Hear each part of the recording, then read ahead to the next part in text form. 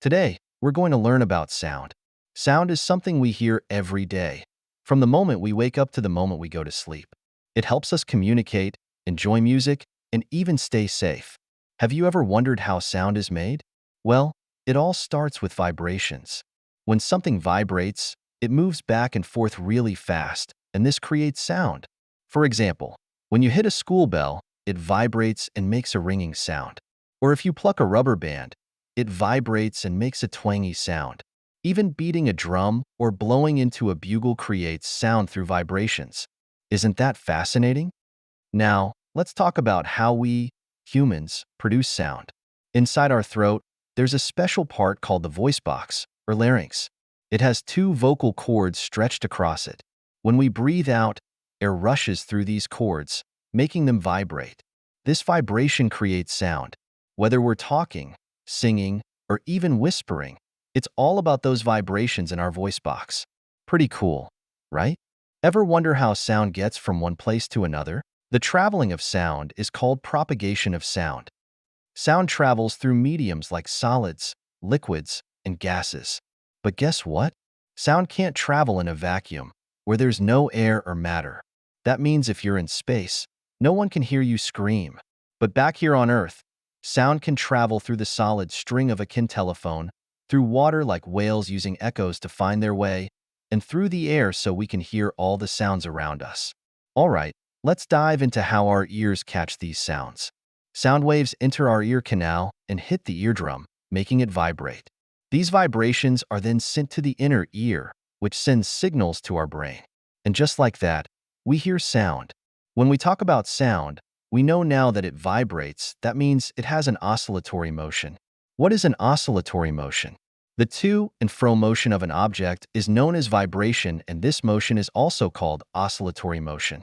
Now, three important words come up: amplitude, time period, and frequency. Amplitude is how far the vibration moves from its central position. It's what makes a sound loud or soft. The time period is how long it takes for one complete vibration. And frequency? It's all about how many vibrations happen in 1 second, measured in hertz. More vibrations mean a higher frequency, and this can change the pitch of the sound we hear. Speaking of loud and soft sounds, did you know that the loudness depends on amplitude? A bigger amplitude means a louder sound. And what about the pitch? That's determined by frequency.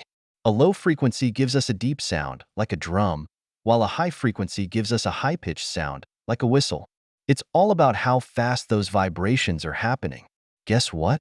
Not all sounds can be heard by our ears. Sounds that have a frequency between 20 Hz and 20,000 Hz are called audible sounds. That's what we can hear. But there are inaudible sounds too, which are sounds with frequency below 20 Hz and above 20,000 Hz. Animals like dogs and bats can hear some of these inaudible sounds, which is pretty cool. Now, let's talk about noise and musical sounds.